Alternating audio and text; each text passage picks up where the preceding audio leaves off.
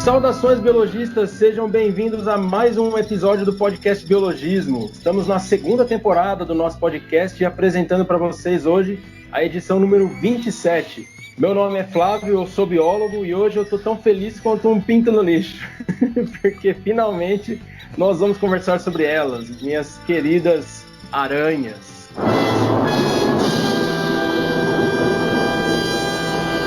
E como sempre, além do convidado, me acompanham nessa data meus colegas de profissão, esses dois come-dorme aí. Come-dorme que eu tô desde as 8 da manhã em call, né? Tendo aula. Call of Duty, jogando videogame. Então, eu sou o Ribas, né, biólogo, gestor ambiental. Vou falar uma frase de um cara bem importante. Presume-se que a mulher deve esperar imóvel até ser cortejada, mais ou menos como a aranha espera a mosca, do George Bernard Shaw. Ó que chique. Que isso, hein? O cara se preparou hoje, hein? O cara já manda a frase assim, autor tiririca. Cara, eu tenho uma piadinha ruim aqui, depois eu vou usar ela. O cara já veio com a citação mó chique aí.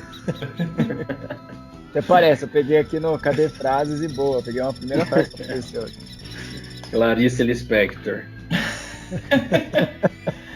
Bom, igual o Flávio falou, eu tô literalmente come-dorme, porque essa cidade aqui voltou pra fase vermelha, então a academia fechou. A única coisa que eu tava fazendo na quarentena era ir pra academia. Agora de novo, né? Já comecei a falar palavrão, não é pra falar. O Flávio já vai colocar um apito aí.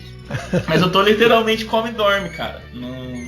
Fechou tudo de novo, cara. Tá complicado. E pessoal, a gente tem várias redes sociais, é tudo @biologismo. Curta a nossa página lá para ouvir o podcast, ver a divulgação científica, ver os episódios que estão rolando. E a gente tem também 13 plataformas de podcast mesmo. Então tem Spotify, tem o iCloud também. Então dá para ouvir em várias formas, até pela Google também. Então curta a gente lá no @biologismo. Não tô lembrado não. Que dia foi isso?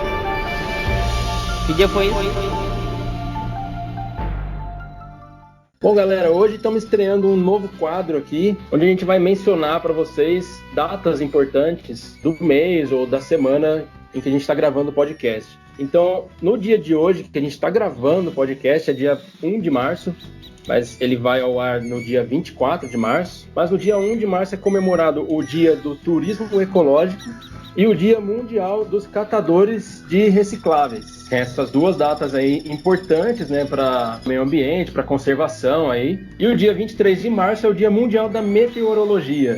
Então tem essas datas aí interessantes que a gente vai trazer de vez em quando em alguns episódios, diversificando um pouquinho os nossos episódios, trazendo quadros novos para vocês. E comentem se vocês gostaram aí, se vocês acharam interessante essas curiosidades, no YouTube, no Instagram, no Facebook, no e-mail, onde vocês acharem melhor, certo? Spider-Man does whatever a spider can. Spins a web any size, catches thieves just like flies. Look out, here comes the Spider-Man. Isso aí, galera, vamos falar sobre os insetos, que são as aranhas. Ai, meu coração. Morre, né? Bom, galera, hoje então, como comentei anteriormente, o tema do episódio de hoje é aquele animal satânico, demoníaco, que vem das profundezas do inferno, ou pelo menos é assim que muitas pessoas e muitos filmes descrevem esses animais, né? Extremamente importantes para o meio ambiente. E quem vai conversar sobre isso com a gente é mais um Moura, é o terceiro Moura que a gente tem aqui no nosso podcast. Família Moura invadindo o podcast Biologismo. Já tivemos a Lídia Moura falando sobre dengue e saneamento básico. Tivemos o Jorge Moura falando sobre paleontologia. E hoje, Rafael Moura. Seja bem-vindo, Rafael. Muito obrigado por aceitar o nosso convite. Cara, o prazer é todo meu. Uma honra estar aí com vocês para falar de um tema tão legal. E, por favor, não me matem de novo com essa emoção aí de dizer que a aranha é inseto. Então. Se é zoeira assim, mas se você for andar no interior do Ceará, você costuma escutar a galera chamar serpente de inseto também. Então, nome popular não tem respeito, não. Inseto é bicho estranho, bicho ruim, né? Tipo, inseto, que negócio aí. Talvez isso venha um pouquinho, não sei se vem de lá, mas também nos Estados Unidos tem essa mania de tudo é bug, né? Então, aranha, inseto, lacraia, é tudo bug, né? Bom, Rafael, por favor, apresente-se para os nossos ouvintes, fala um pouquinho sobre a sua formação. Legal, galera. Estou muito empolgado de trocar essa ideia com vocês aqui no podcast. Então, primeiro de tudo, parabéns pelo projeto, muito massa. Eu já falei aqui pra vocês, sou um fanzaço de podcasts, me acompanha todo dia e assiste um episódio novo, e o conteúdo do biologismo é muito legal. Eu sou professor dos cursos de agronomia e biologia da UENG, que é a Universidade do Estado de Minas Gerais, e eu coordeno o Núcleo de Extensão em Pesquisa em Ecologia e Evolução, que é o NEP, que envolve projetos de extensão em pesquisa. Eu vou falar de um pouquinho deles aqui. À medida que a gente for trocando ideia de aranhas, eu vou falar de vários que envolvem aranhas. Também faço parte lá do corpo docente do programa de pós-graduação em Ecologia e Conservação de Recursos Naturais da Universidade Federal de Uberlândia. Então, quem quiser fazer um mestrado e um doutorado, mexer com aranhas ou com outros temas legais em ecologia que a gente vai conversar aqui, pode me procurar lá. Eu também tenho uns projetinhos aí de divulgação científica no Instagram e no YouTube, que é uma brincadeira com o meu sobrenome, né? Meu nome completo é Rafael Rios Moura. Aí nos artigos vocês vão encontrar Moura lá, mas na divulgação científica tá o Rios de Ciência, que é esse trocadilho. Boa. Acabou que rolou bem aí o sobrenome com ciência, né? Que é uma das minhas paixões. Eu sou um biólogo de formação, tenho mestrado e doutorado no programa de Ecologia e Conservação lá da UFO, que eu oriento hoje, e eu fiz pós-doutorado na Unicamp, antes de ingressar na UENG como professor. Então, como eu falei, já teve citações bonitas aí, eu trouxe uma piadinha ruim, né? Então, eu vim aqui explicar por que aranhas precisam de você, né? E se você não sabe, eu respondo. É porque é aracnídeo. Meu Deus, maravilhoso. Perfeito. Foi ruim, mas vale a pena. É uma piada que a Lídia Moura iria gostar. Literalmente. Com certeza. Porque eu não sei se você chegou a assistir ou ouvir o podcast da Lídia, a Lídia só faz piada ruim assim também. Cara, eu tenho esse histórico aí na carreira também, no currículo. Não, mas piada ruim é a melhor coisa que tem. Depois eu vou contar a piada do pai pra dentro no final do episódio, você vai gostar. Será que é de família? Deve ser. Pois é. Bom, Rafael tá em casa então, gosta de piada ruim também, gosta de aranha, então tá todo mundo em casa aqui. Então, Rafael, você comentou que a galera chama aranha de inseto e tal, é uma coisa que deixa a gente aqui também de cabelo em pé, né? Claro que isso não é exclusivo de nenhuma região, né? Mas é meio geral, assim, muita gente chama aranha de inseto. Já vi, inclusive, em programas de televisão, repórteres falando sobre aranhas e mencionando este inseto, e aí já tá aquele negócio no estômago, assim. Mano, se fosse só nisso, velho.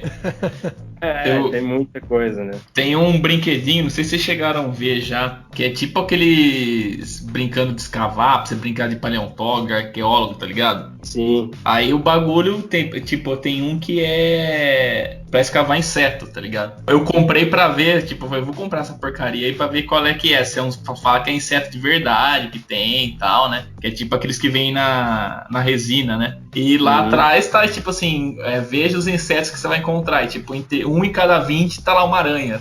Foi o bagulho que é um brinquedo pra ser educativo. Os caras põem o negócio, né, velho? Aí eu até mandei lá pro saque deles, mas nem viram, tá ligado? Você acha que eles vão mudar agora o negócio?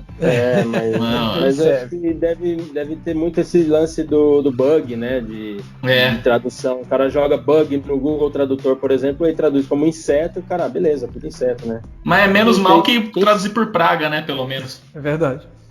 Tem isso. Cara, eu recebi também uma foto de uma barata de plástico, assim, escrito tarântula, né? Tem coisa que...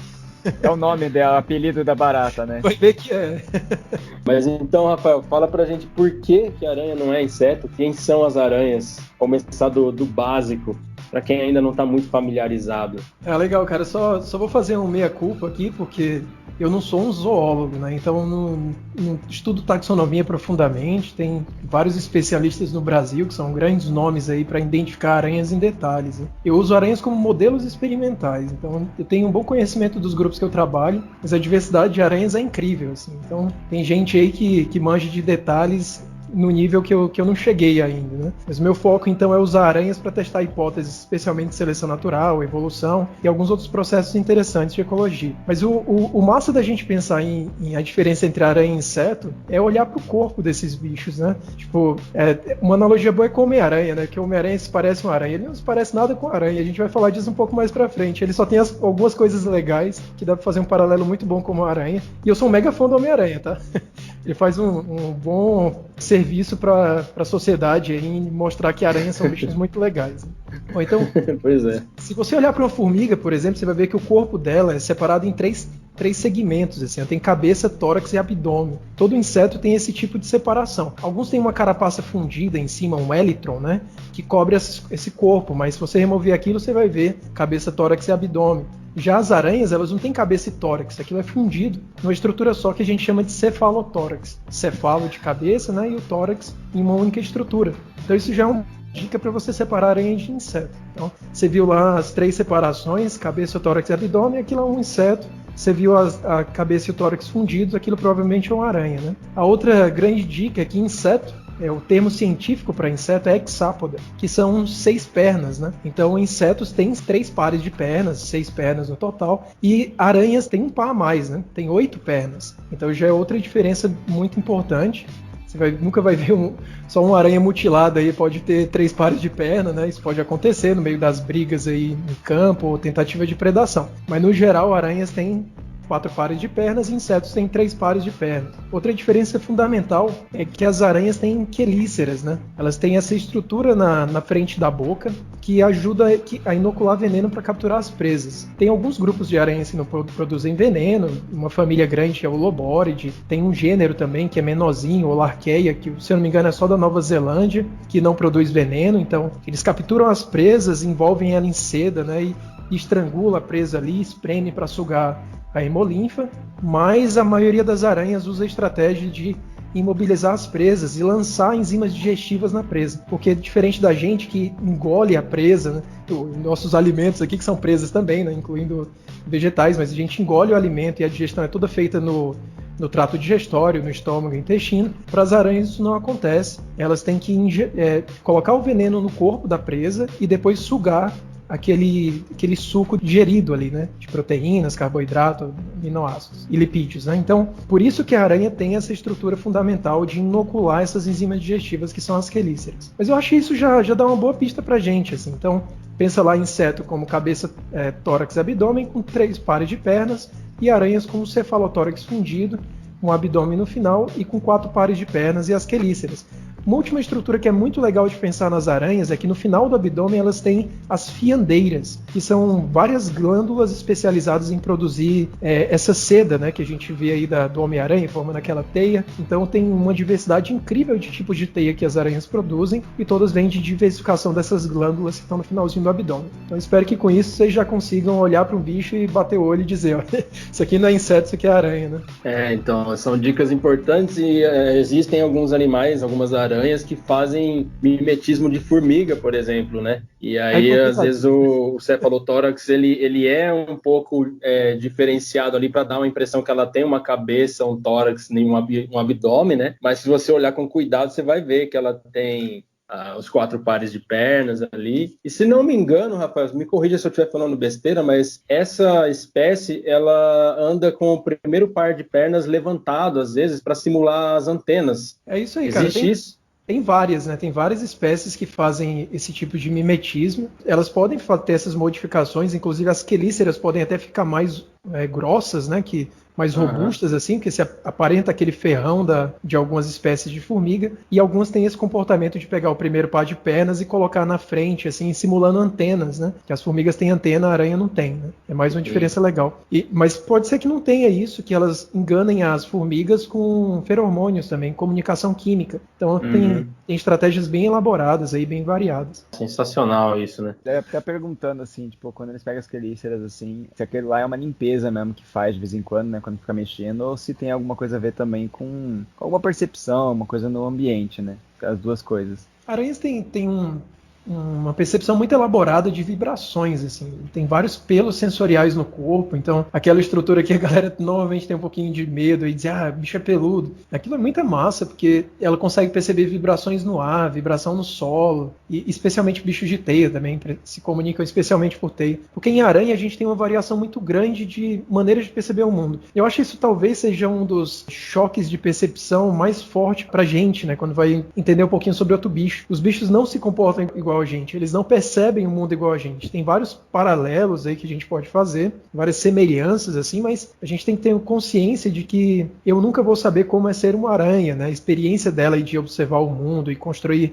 uma visão de mundo, assim, né? Uma ideia de que é o mundo que cerca ela. Então uma dessas coisas é super importante. Então, aranhas têm um papel muito forte de comunicação química, comunicação sensorial por essas vibrações, e algumas têm uma comunicação visual até melhor do que a nossa em termos de cores, né? Como essas aranhas pequenininhas aí que a galera vê em casa, catando umas moscas, né? A gente chama isso de papa-mosca popularmente. São aranhas da família Salticide. Se você não viu ainda, dá uma explorada aí na sua cozinha, que certeza que tem uma na sala. É um bicho bonitinho, pequeno, super comum, e ela dá uns saltos rápidos assim. Não faz mal de jeito nenhum, são só lindas mesmo. E elas enxergam, elas têm 4 cones visuais, se eu não me engano, elas enxergam no ultravioleta também. Então elas têm um refinamento de percepção de cores que a gente não tem, por exemplo. Então mas tem outras aranhas que não enxergam quase nada, assim. A visão é muito pobre, mas a maior parte da comunicação, a riqueza está nas vibrações, né? Então elas são muito sensíveis a mudanças na direção do ar, em batidas no solo, as atrações de parceiro, a comunicação com outros indivíduos é toda feita por esses outros canais de comunicação. Então, cara, a aranha é um universo, assim. Aproveitar que eu troquei essa ideia, né? Tipo, tem uma plataforma mundial só para descrever aranhas, assim. Então, se a todo momento sai um trabalho descrevendo novas aranhas, essa plataforma é atualizada em tempo real, que a gente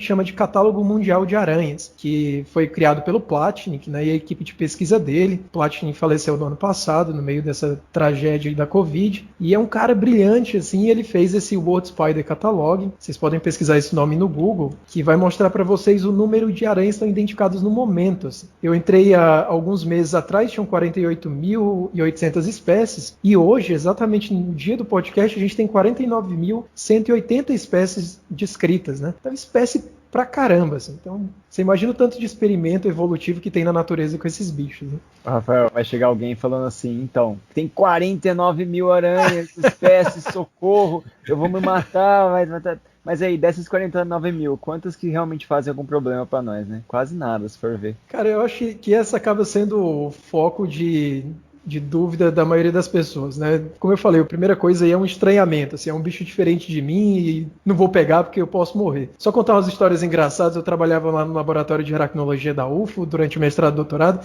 e a galera da zoonose chegava uma vez por semana, às vezes 2, com aranha, sempre contando uma história aterrorizadora de alguém que tinha sido picado, tava perdendo um braço, tava na UTI, e dizia assim, ó, foi essa aranha aqui. E a gente olhava pra aranha, cara... Tem uns bichos que comem mosquito. Tinha uns bichos que eram aranhas, que comiam as aranhas que poderiam fazer mal, né?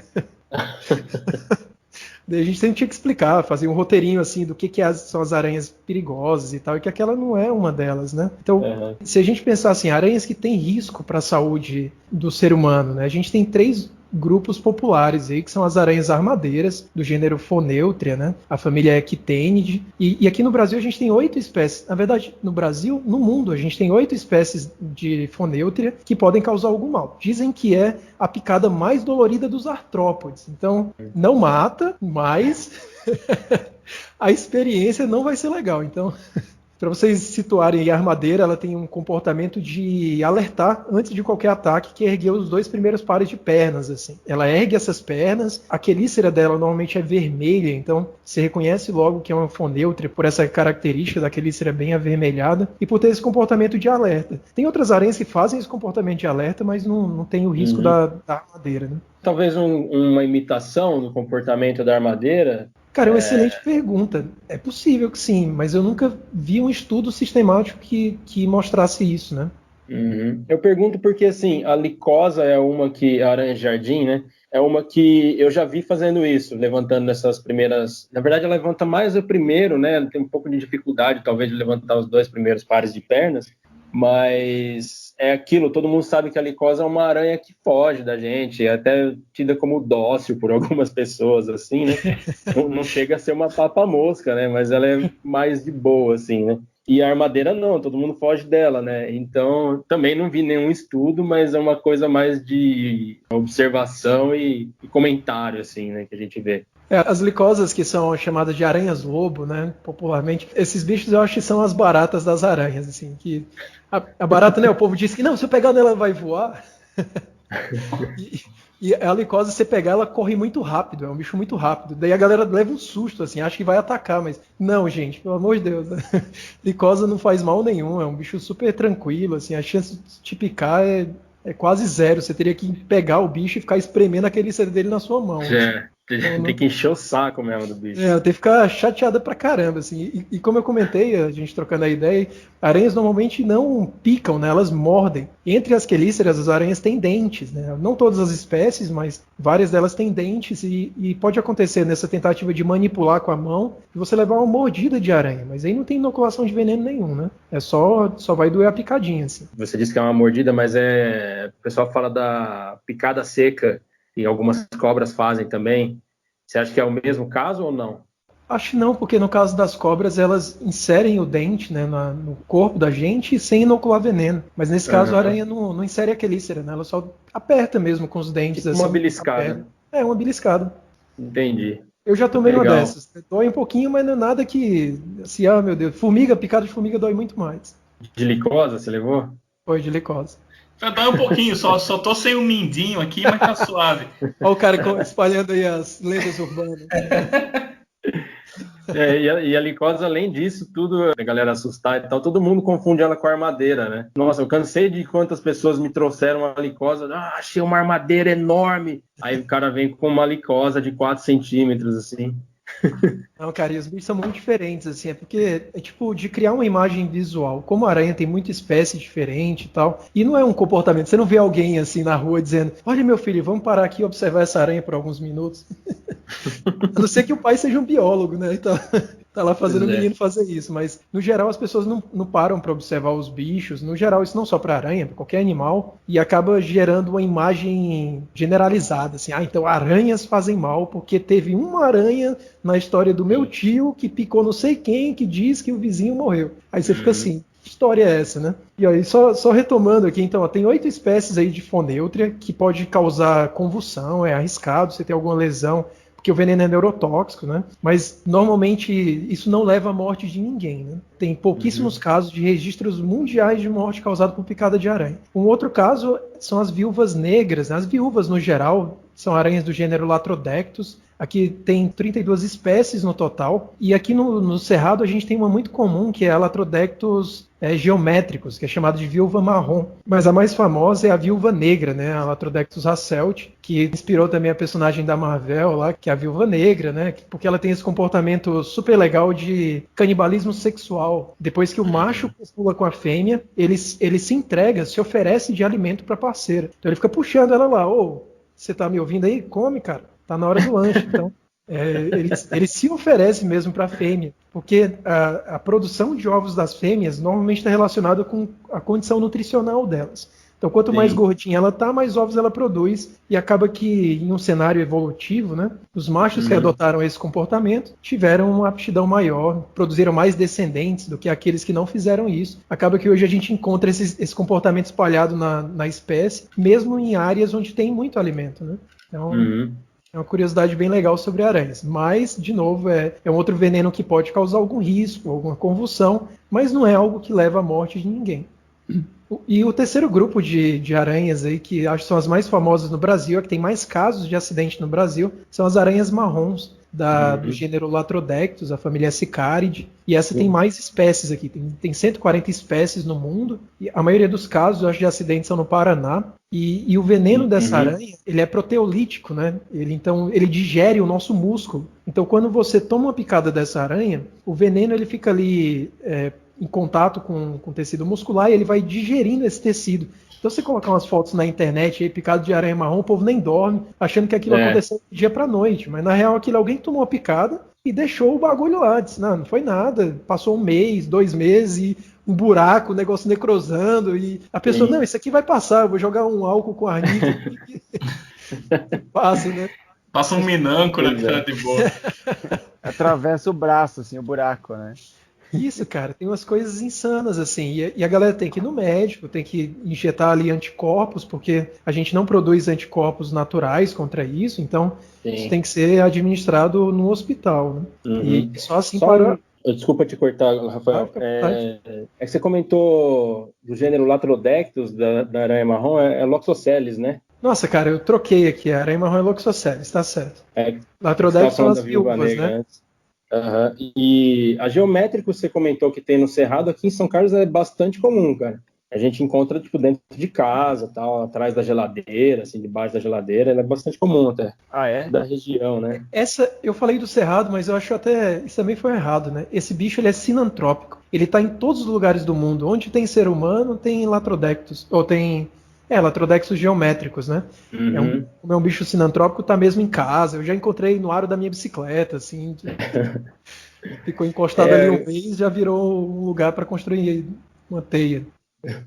É um lugar aqui em São Carlos que é bem comum de encontrar, é no muro do cemitério, que a gente passa ali, sempre vê várias zootecas ali e tal, e é tudo, a maioria é geométricos, a Latrodectus. Esses bichos, eles fazem umas teias bem desorganizadas, assim, vários fios, né, ligados em várias direções, e eles exploram muita cavidade para construir isso. Então, é por isso que causa acidente, porque a galera vai mandar a mão ali numa cavidade, às vezes você deixou um tênis parado muito tempo em um canto, daí é tanto a Loxosceles, que é a aranha marrom, como a Latrodectus, que são as viúvas, elas podem construir lá uma teia, e daí quando você vai calçar, você pisa no bicho, e você toma picada na tentativa de esmagar o bicho. Mas eles não são bichos agressivos como a armadeira, assim, raramente, você não vai ver, não é que raramente, vou corrigir, você não vai ver viúvas nem Loxosceles ameaçando ninguém, correndo atrás de ninguém.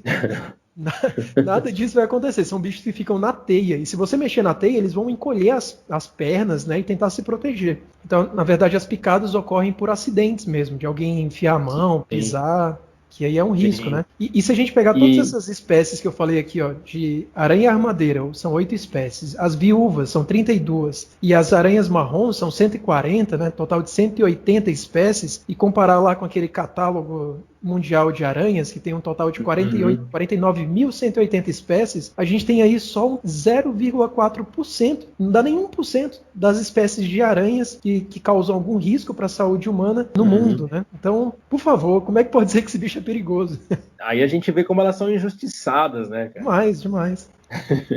Não, e tem essa história, assim, tem casos, tem relatos no mundo, né, de pouquíssimas mortes relacionadas a picadas de aranhas. Mas são coisas assim, a pessoa estava, como eu falei, com câncer, sem uma perna, perdeu metade do sangue, estava com coronavírus e H1N1 e tomou picada de aranha, e a galera, ó, aí, ó, bota aí na conta das aranhas, porque tem uma picada de aranha aqui. Mas é muito improvável que alguém morra por uma picada de aranha. Você pode ter algumas lesões graves, então tomou uma picada, viu que é uma aranha, vá direto para o hospital. Não tente manejar a aranha se você não conhece, se não tem familiaridade. Isso é importante para não dar esses casos de acidente. Mas são bichos que, no geral, são muito dóceis, e é muito bom ter esses bichos no nosso ecossistema de casa, né? Para acabar com essa desgraça, esses mosquitos que ficam infernizando à noite, sugando sangue, entrando no ouvido, no nariz, essas moscas também que ficam aí invadindo as comidas da gente. Você tem que fazer a comida, já tem que lacrar tudo ali, ó. Se tiver um bom ecossistema de papa-mosca em casa, você nunca vai ter esse problema. Maravilha. Você falou da aranha, né? Que suga sangue, a aranha não suga sangue, o mosquito sim. Então, o mosquito. Conserva aranhas, porque senão seu sangue vai ser sugado por ele. Ela suga sangue por tabela só, né? Exato. Mas acontece isso. Tem uns trabalhos mostrando que aranhas podem ter isótopos estáveis que são normalmente encontrados em sangue, porque elas comem mosquitos que sugaram sangue de outros mamíferos, né? E daí acaba que de tabela ela tem uma digestão ali de sangue humano. Mas, gente, a aranha nunca vai sugar o seu sangue, então durma feliz, durma tranquilo, em paz, isso não vai acontecer. Fora do ar, a gente comentou um pouco sobre o surgimento desse preconceito com as aranhas, né? E que os filmes e séries não ajudam muito com a fama delas, né? E a gente já vai falar sobre um pouquinho da importância ecológica delas. Mas é uma coisa, como você comentou, né? Acho que foi antes da gente começar a gravar, uma coisa social, assim, né? Acho que alguém viu o bicho diferentão lá, com um monte de perna, nem é tanto assim, né? Centopeia, lacraia tem muito mais. E aí acho que começou a se difundir esse medo, esse pânico, né?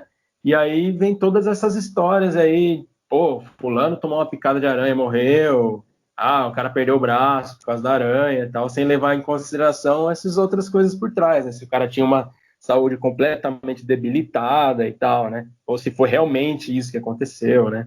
Mas você acha que o surgimento desse medo, dessa fobia das aranhas, tem essa origem mais social mesmo, assim, de difundir mentiras e tal? Desconhecimento, né? Cara, isso é muito provável, né? Como a gente estava conversando aqui, é difícil imaginar algum mecanismo evolutivo de seleção natural que seja relacionado com esse medo de aranhas, né? Um medo inato de aranhas. Porque aranhas não representam um risco para a nossa sobrevivência. Então não é algo que a seleção deveria ter favorecido humanos com mais medo num cenário ancestral, né, que dormia aí fora sem uma residência, se expõe em ambientes com muita aranha. Então quem fugia das aranhas se dava bem, produzia mais filhos, quem não fugia acabava morrendo mais cedo pelas picadas. Isso não faz sentido nenhum, é uma narrativa que não cola para aranhas.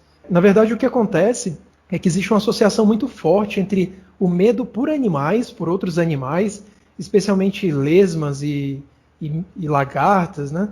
E acaba que esse medo por animais é generalizado para outros bichos, né? Medo de serpente também, que eu acho um medo mais coerente, né? Faz mais sentido esperar ter uma razão evolutiva aí, algum mecanismo adaptacionista, mas não no caso das aranhas. Assim. Então eu acho que acaba que essa regra geral do nosso cérebro cria um estereótipo de tenha medo de tudo que é muito diferente do seu corpo, porque você não tem muita informação e acaba que pode representar um risco. Né? Tanto que, assim, tem algumas coisas que a gente consegue, alguns padrões que a gente consegue observar. O medo de aranhas ele é mais forte em mulheres do que em homens. A diferença não é tão grande, mas existe uma prevalência maior de mulheres com ansiedade induzida por aranhas, não necessariamente aracnofobia. Né? E o que a gente vê é que quando a gente... tem uns trabalhos do Vetter, né, do Richard Vetter, que são muito legais, onde ele investigou o medo de aranhas em entomólogos. Entomólogo é quem trabalha especialmente com insetos. Mas é muito comum que esses caras também trabalhem com aracnídeos e outros artrópodes. Então, eles viram que existe o nível de medo deles é muito menor do que o da população onde eles estão inseridos. E eles relataram vários aspectos do que poderia despertar esse medo, especialmente nas pessoas, nos entomólogos que tinham medo, né? Porque daí você consegue investigar algumas razões mais profundas do que está causando esse receio de aranhas. E eu acho que os mecanismos mais prevalentes que ele investigou ali entre características morfológicas, né? Ter muitas pernas, ser peluda, ter cor escura. Se ter muitas pernas acabou sendo o que tinha mais efeito, mas como assim ter muitas pernas? Os caras trabalham com centopeias. Que aí um outro artrópode, né, que tem diplópoda, quilópoda, que tem várias pernas, muito mais do que aranhas, e não causa esse tipo de receio. Assim. E ser peluda, tem algumas aranhas que praticamente não têm pelos visuais, eles são microscópicos, então é um desconhecimento da diversidade de aranhas. E falar em cor escura para aranha dói até no coração, porque a aranha tem uma diversidade maravilhosa de cores, né? Quem nunca viu a aranha pavão aí, por favor, digite no Google ou vá no YouTube e coloque Peacock Spider ou aranha pavão, você vai ver vários vídeos lindíssimos aí desses bichos mega coloridos, são aranhas australianas, que tem uma corte muito bonita, né? Você vai ver o macho lá coloridão, aparentando o abdômen dele com várias cores, parecendo penas de pavão. E ele fica balançando, dançando, dando saltinhos lá para a fêmea, é super bonito, comportamento de corte. Então não faz muito sentido. Aí. Então tem um grande desconhecimento da diversidade de aranhas. Outra coisa que eles viram são características comportamentais, como a forma de se mover, ser inesperadas, né, assim, aparecer do nada, correrem muito rápido, serem silenciosas e noturnas, né, algumas coisas que eles avaliaram, e eles viram que o que tem mais efeito é a forma de se mover, ser inesperado ou correr rápido.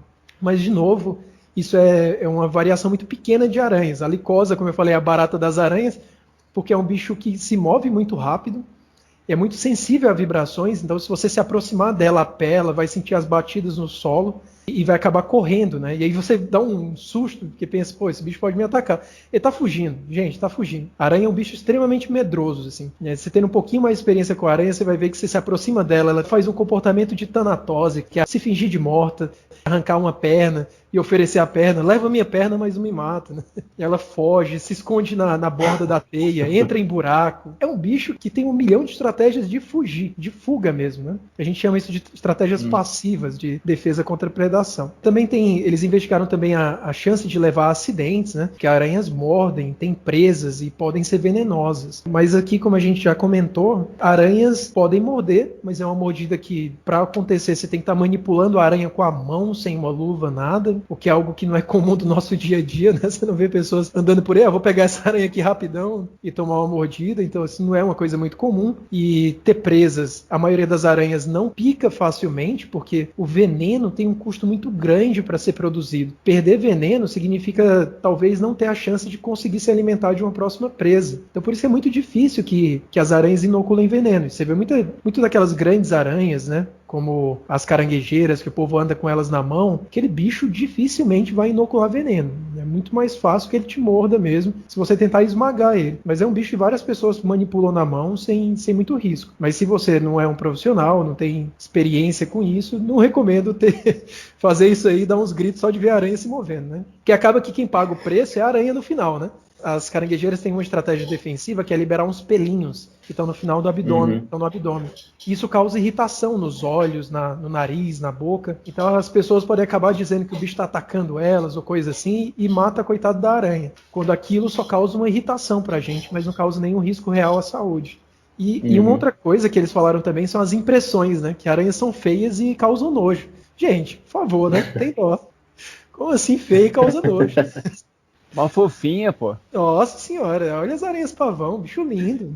Se você lindo. Você não viu as salticídeos aí, ó, coloque aí aranha, papa-mosca no Google Imagens, tem mais de 20 mil espécies desse bicho, lindíssimas, com os olhões gigantes, assim, parece aquele gatinho lá do Shrek com os olhinhos brilhando, lindo, né, então...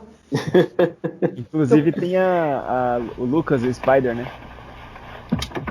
Espera aí.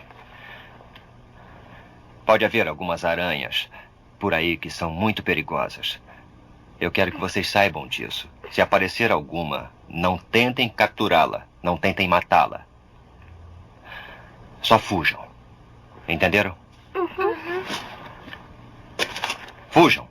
Você falou de aranhas diferentes, assim, né? Tem umas aqui na Federal, a gente vira e mexe, vai andar ali pela mata e tudo mais. As aranhas com um abdômen bem grandão, só que meio amarelo, assim, parece que tem uns espinhos no abdômen, e ele é meio muito bonito, assim, ela toda colorida, né? Você falou que ela tem um abdômen com umas pontas, assim, né? Isso. Pode ser uma gasteracanta, que é bem comum nessa região aqui do Cerrado, Mata Atlântica, tem umas cores, ela pode ter o abdômen amarelo, vermelho, branco, é um bicho bem bonito. A néfila é mais comum também, é outro bicho lindo aí, da aranha da teia dourada, super comum em beira de rio, em alguns agregados de aranhas também. Pois é. E voltando um pouquinho, Rafael, no que você falou de todas as estratégias que a aranha tem para se defender, né? Fugir, tanatose e tal. A picada, que muita gente teme aí, ela vem em último caso mesmo, né? Com a inoculação do veneno, né? Principalmente, né? Que nem que você comentou que a aranha pode morder. Eu confesso que era uma novidade para mim, não sabia desse fato. Mas a picada com a inoculação do veneno mesmo é realmente o último caso. É quando a aranha está sendo espremida ali para se defender, para não morrer, ela desperdiça o veneno dela, né? Na gente, porque não é a intenção dela, né? O veneno não é uma estratégia defensiva, né? É uma estratégia de alimentação mesmo. Então, o bicho não sai por aí picando coisas. Né? É realmente caso de acidente, assim, quando alguém manda a mão ou pisa e tal. Mas só para concluir o lance da aracnofobia, né? Esse medo, ele é prevalente mais nas mulheres e normalmente ele está associado com esse medo generalizado de outros animais. E um outro fator muito forte, especificamente do medo de aranhas se tornar exacerbado, é essa construção social. Tem uns trabalhos legais mostrando que os pais têm um fator muito forte em passar esse medo para os filhos, né? De ver a criança lá pegando a aranha e gritar. A Vanessa comentou isso no episódio anterior, né? Ah, não faz isso. E assim a gente vai aprendendo. Mesma coisa que uma criança vai enfiar o dedo numa tomada, o pai grita também, a mãe, e acaba criando essa associação de aquilo representa algum risco, ou se eu fizer isso, meus pais vão ficar chateados, então eu não vou fazer essas coisas, né? E isso acaba levando o medo de aranhas a se tornar exacerbado. Mas tem umas práticas, tem um fator muito forte do cinema, né? Hollywood é uma desgraça. Se vocês procurarem filmes de aranhas, eu separei uns títulos aqui: A Invasão das Aranhas Gigantes, Aranhas, A Cidade Está Rastejando, Malditas Aranhas. Tem até um que é Big Ass Spider, que é tipo aranha. Não, sensacional, né? Não, esse aí foi sacanagem. E tem o Aracnofobia, Aranhas Assassinas, assim. E tem, eu sou um fanzaço de Harry Potter e Senhor dos Anéis, e dói lá, porque do Harry Potter tem Aragog, que o Hagrid é o único cara bonito da história que sabe cuidar das aranhas, mas mostra as aranhas como querendo comer lá o Rony, o Harry e a Hermione. Eu aposto que a maioria das pessoas torceu pelos três e não pela aranha. Então essa Aragog é uma, né? Tem outra também, que é a do Hobbit, é a Shellow, que é uma que aparece lá no Senhor dos Anéis, né? No Hobbit também, que ela pica o Frodo, e aí ele é resgatado pelo Sam, né? Então, todo o cinema cria esse imaginário de que as aranhas são grandes vilãs, que estão escondidas de uma maneira sorrateira para te atacar e tal. E isso é uma desgraça, cara. Isso é uma desgraça mesmo, assim. É por isso eu amo o Stan Lee. Eu sou fã do caramba do Stan Lee, porque ele criou esse personagem lindo que é o Homem-Aranha, que acaba de desmistificar essas maluquices assim, e mostra lá um adolescente que tem poderes similares a uma aranha, e ele veste essa imagem, né, de sou o Homem-Aranha, e o público fica apaixonado por isso, né? Então o cinema também pode ter um papel muito bom, como Caras Fantásticos Stan Lee, mas por favor, aranhas no filme não ajuda, né? Pois é, e acaba realmente disseminando muito isso da galera, tipo assim, não tem simplesmente medo da aranha, a galera tem raiva de aranha, né? A gente faz um post de aranha no Facebook, no Instagram, nas nossas páginas, lá, o que mais dá é neguinho falando que vai pegar um lança-chamas, que vai tacar fogo. Ai, a gente tem que agir na educação e não bloquear o cidadão da página, né? Embora a vontade coce muito. Cara, tem até um artigo muito legal que eles listam, acho que chama personagens da Marvel e da DC inspirados por aracnídeos. E daí eles identificaram que tem 84 personagens da Marvel e tem 40 da DC, que são todos inspirados em espécies diferentes de aracnídeos, né? Grupos diferentes. Tem até um engraçado que é o Carrapato, que é o Bate-Carrapato, se eu não me engano, que ele é um cara que não tem poder nenhum e fica seguindo o Batman para onde ele vai. É o Bate-Carrapato esse cara. Então tem... Não creio nisso, eu não creio que falar. Deve ser bom, o Batman já não tem poder, o Batman Carrapato, meu Deus. Coitado do Batman. O cara é o paparazzi do Batman, né? Mas tem uns estudos muito bons mostrando que tem estratégias a gente diminuir o medo de aranhas, né? Não aracnofobia, acho que a Vanessa explicou muito bem no podcast passado, recomendo aí pra galera ouvir, que a fobia, ela tem um nível mais profundo de causar ansiedade e despertar várias respostas emocionais que são bem fortes, né? Então tem aí uma estratégia de sensibilização mais suave, assim. Então quem tem esse tipo de problema é bom fazer um tratamento psiquiátrico, psicológico e tal. Mas no geral essa ansiedade, esse receio de aranhas, né? Essa coisa maluca aí criada pelo cinema e pelos nossos pais, essa coisa cultural, tem os trabalhos mostrando que a melhor maneira da gente reduzir esse tipo de receio é espalhar mais conhecimento sobre aranhas, quebrar esse estranhamento, né?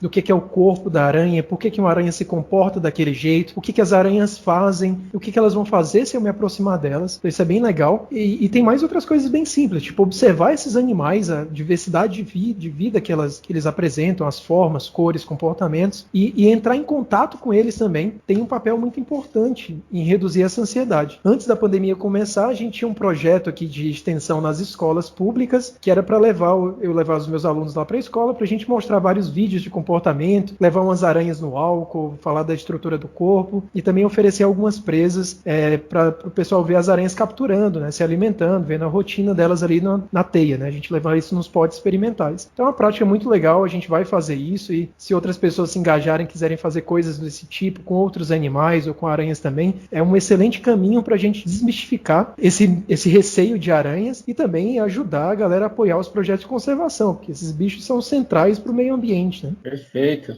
Cara, eu acho fascinante observar o comportamento das aranhas, cada grupo com seu comportamento diferente, né? As aranhas sedentárias, as aranhas errantes, e mesmo as sedentárias, que inclusive eu acho uma sacanagem chamar elas de sedentária, porque deve dar um trabalho do cão fazer uma teia daquela. Dá, né? viu?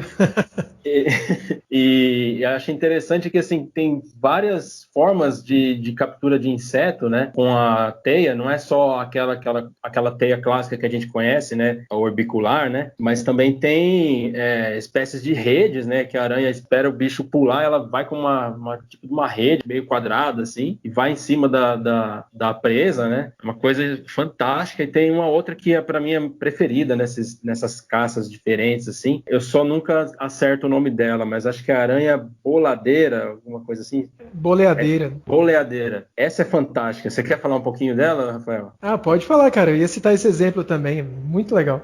Eu vi em programa de TV e tal, faz bastante tempo, inclusive, acho que até no começo da graduação, e que é uma aranha que ela constrói um fio de seda, né? Na ponta tem uma bola, né, de seda, assim, bem pegajosa, né? E ali ela deposita uma espécie de feromônio, né? Que atrai uma espécie de mariposa, que ela imita, né? Falando em termos mais básicos, assim, imita o feromônio da fêmea da mariposa, e aí ela chacoalhando esse fio pegajoso, ela atrai a atenção do macho, que imagina ser uma fêmea, né? E aí quando o macho passa perto, ela gruda a seda nela, né? E dali o bicho não escapa mais, né? Cara, é muito louco. E essas aranhas, essas boleadeiras aí, eu acho que em inglês é mais fácil encontrar uns vídeos legais, é a Bolas Spider. A galera joga aí no YouTube e vê vários vídeos lindos dela, que ela tem esse comportamento de se pendurar numa folhinha e ficar com esse fiozinho de seda, com essa gotícula lá balançando, né? Então ela vai dispersando ali esse feromônio da fêmea, e elas imitam feromônios bem genéricos, então podem atrair centenas de espécies, acho que quase 200 espécies de mariposa são enganadas nessa, e quando a mariposa está passando ali pertinho, não precisa nem vir direto para a bolinha, né? Ela faz aquele comportamento lá de que nem o Golias, né? Jogando aquela pedra amarrada numa corda lá nas pernas do Davi. Aliás, o Davi jogando no Golias, né? Ela balança aquilo lá e taca a gotícula grudenta lá na mariposa. E essa estratégia de captura é muito louca, né? Muito bonita. É fascinante, é fantástico mesmo. Tem uma diversidade ainda maior, cara. Tem aranhas que magnetizam a teia, e aí quando as mosquinhas estão passando próximo da teia, elas são atraídas pelo magnetismo e grudam na teia. Caramba. Muito louco. Tem aranha também que coloca pedacinhos de folha na teia. Inclusive a néfila é um dos que agora mudou, não é mais néfila, né? O gênero agora é triconéfila. Antes ela era da família Nefilidae, agora está em Araneide. Então tem umas mudanças aí que foram acontecendo nessas classificações. Não então, sabia. A triconéfila, ela tem ela bota uns gruminhos lá e as folhas vão liberando um odor, né, um odor de planta, e isso acaba atraindo vários insetos fitófagos que por engano caem na teia e ficam grudados lá. Isso é mais uma estratégia legal. Outras também que tem, você falou dessas teias tridimensionais, assim, que tem vários fios espalhados para todo lado, né? Essa daí meio que é uma armadilha mais engraçada, né? Uma presa bate, uma mosquinha, ou uma vespa, ou uma abelha, sei lá, ela bate, sai tombando ali, e nesse negócio que ela não consegue desviar de todos os fios, a aranha consegue correr até ela e picar e capturar. Mas a gente está falando aqui de uma variação entre grupos taxonômicos muito distintos. Mas a teia da aranha, cara, é muito flexível. É muito, muito flexível. Se a gente pensar só naquela teia orbicular tradicional do Homem-Aranha, né, que você tem ali vários raios ligados ao centro da teia, e aquelas coisas, aqueles fios de seda circulares, a gente chama de espirais pegajosas, que algumas aranhas colocam gotículas ali para aumentar a retenção da presa, né? Aquilo pode ser super variável. As aranhas podem mudar a posição dessas espirais pegajosas, dependendo do tipo de presa que elas capturam, dependendo da região da teia onde cai mais presa. E essa estrutura básica da teia tem papéis diferentes na captura de presas. Então, os raios, por exemplo, quanto mais raios a aranha coloca ali, mais capacidade a teia tem de reter a presa. Então, imagina uma mariposa, né, vindo direto para uma teia. Se ela bate na teia, ela tem uma energia cinética do movimento dela, de estar acelerada, voando, e se ela bate na teia, ela pode rasgar a teia. Então, quanto mais raios tem ali, maior é a chance dela não conseguir rasgar a teia nesse primeiro impacto. E aí depois que ela bate, as espirais pegajosas agora vão aumentar a retenção da mariposa, porque ela podia bater e simplesmente cair para o outro lado, né? Mas daí ela bate, ela sai tombando e ela fica presa ali um tempo. E nesse momento que ela está presa, tentando se soltar e sacudindo a teia, isso dá tempo bastante para a aranha correr até a presa e inocular veneno. Então é uma estratégia super elaborada a teia, tanto que a maior parte das espécies de aranhas, quase 95% delas, são aranhas de teia. São aranhas que se diversificaram em torno dessas variações de teia, que é uma coisa muito legal que eu pesquiso também com a galera da UFO aí, são as variações nessas estratégias de captura de teia. O que a gente vê é que a hipótese principal para explicar essas variações na arquitetura está relacionada com esse tempo da aranha conseguir se deslocar até a presa para capturar. Isso é uma coisa muito legal. Legal. E, bom, você já comentou que existem algumas famílias aí, poucas, né, que não possuem glândulas de veneno, mas notoriamente a teia, a seda é o grande pulo do gato aí para a aranha, né, o sucesso evolutivo, né? Existe alguma família de aranha, alguma espécie que não produz seda e não tenha fiandeiras? Não, cara, acho que todas têm fiandeiras. O que muda é para que elas usam a seda, né? Se você vê, por exemplo, esses salticídeos aí, raramente você vai ver esse bicho produzindo uma teia. Isso não acontece assim no dia a dia, né? Ele caça ativamente as presas. Mas é muito comum você pegar um desse aí que estava no seu braço, assim, você deu um peteleco nele de leve, gente, por favor, sem matar. O bicho caiu e ele fica pendurado, assim, por um fio de seda na sua mão. E você fica, que viagem aqui, esse bicho pendurado. Então elas usam essa estratégia, assim, de quando estão andando, fixar um pouquinho de seda no substrato que elas estão, para caso aconteça isso, delas caírem, elas conseguirem usar isso como um fio guia, né? E poder não sofrer o impacto da queda. E elas também usam essas estratégias para se dispersar. Tem uns vídeos muito legais também no YouTube, mostrando algumas aranhas que elas abrem como se fosse um balão mesmo, cara, assim. E aí o nome desse fenômeno é balonismo mesmo, porque ela vai lançando várias sedas que vão parecendo um paraquedas, e aí o vento, quando está muito intenso e quente, acaba carregando a aranha para uma região bem distante. Então elas usam isso para ocupar diferentes ambientes, né, se dispersar, o que é muito massa. Tem até uns casos engraçados, tem uma espécie muito linda aqui no Cerrado, acho que ela se dispersa um pouquinho além do Cerrado, que chama Paravixia bistriata. A galera aí do Cerrado já deve estar bem familiarizado, porque elas formam um bolinho assim de aranhas, que é todo mundo da mesma colônia. Pode acontecer casos de fusão, de colônia, separação, mas normalmente é todo mundo que nasceu da mesma colônia ali. Então você vai ver um bolinho de aranhas pretas assim, com uma teia bem densa em torno delas. Isso durante o dia, né? Porque elas usam isso para se proteger, contra predação especialmente, e parasitismo. Mas aí durante a noite, cada aranha dessa, que são centenas dessas aranhas, elas constroem uma teia, uma conectada à outra. E isso, cara, forma um paredão de teia, assim, chega a fechar uma estrada de um lado para o outro. Caramba. Então a galera que tá andando aí no Cerrado, do nada, no fim de tarde, no início da manhã, vê um paredão de teia, o povo que tem aracnofobia desmaia, o povo que gosta de aranha brilha os olhos, fica apaixonado e passa o dia olhando para esses bichos, né? São muito bonitos. Então elas têm essas estratégias cooperativas lá de construir várias teias conectadas, e tem um trabalho do Adilson lá, que é meu aluno de doutorado, que eu cooriento na UFO, onde no mestrado dele ele viu que existe uma dinâmica aí de brigar por presas e cooperar para pegar presa. Então se a presa é pequena e ela cai na teia de uma aranha em particular, ela vai tentar comer aquela presa, mas daí a que está do lado pode sentir as vibrações da presa e tentar disputar também. Então elas podem sair na briga ali e a maior pode vencer essa briga, ou a proprietária da teia pode vencer a briga, né? Então não é uma teia de todo mundo, são várias pequenas teias conectadas umas com as outras, né? E elas brigam por presas menores. Mas quando cai uma presa muito grande, que uma aranha sozinha não consegue mobilizar, elas se juntam para inserir venenos em vários pontos diferentes do corpo dessa presa e todas conseguirem se alimentar. O que é muito legal, porque isso aumenta muito a eficiência dessas aranhas de capturar presas. Só que à medida que elas vão maturando sexualmente e crescendo, né, fazendo as mudas, isso é outra coisa importante, né? Aranhas também têm equidizes, são fenômenos de mudança, de troca de exoesqueleto, como insetos têm. Mas a diferença é que as aranhas têm um abdômen mais flexível, então elas podem engordar um pouquinho mais coisa que inseto normalmente não consegue, porque a carapaça é mais rígida, né? O exoesqueleto é mais rígido. Então, aquelas que comem mais acabam crescendo muito mais do que as outras, então conseguir muito alimento é bom, porque o evento de salto de crescimento maior ocorre durante essas equidizes que elas estão trocando de carapaça. E quando elas chegam na última equidize, a gente chama isso de subadulta, né? Que é o último estágio antes de se tornar adulta. Elas mudam muito. Elas chegam a ter cores diferentes, tamanhos diferentes, e aí elas nesse último estágio, elas se dispersam dessa teia e ocorre esse fenômeno de balonismo. Cada uma produz lá o seu paraquedinhas, o vento carrega, e você vê uma chuva de aranha por aí. E tem uma reportagem do G1 dizendo aí que uma cidade em Minas Gerais, a galera entrou em desespero, porque teve chuva de aranhas. Nossa. Se eu tinha achado essa reportagem também. O meu orientador Direto, foi até lá o vídeo das aranhas. Você pode ir no comentário, assim que você vai ver o Marcelo Gonzaga, que foi meu orientador no mestrado e doutorado, hoje é um grande amigo e colaborador, pesquisador sensacional. Ele foi lá no G1 e escreveu, dizendo: gente, isso aí não é chuva de aranha, não, é uma espécie da região mesmo. Esse é um fenômeno normal que acontece todo ano de dispersão. Só agora alguém conseguiu fotografar e jogou no G1, né? Você comentou sobre o balonismo, tal, esse fenômeno. O próprio Charles Darwin descreve, né, na origem das espécies, que ele estava a muitos quilômetros da costa e via algumas aranhas pousando ali no Beagle, né, no navio que ele estava, né?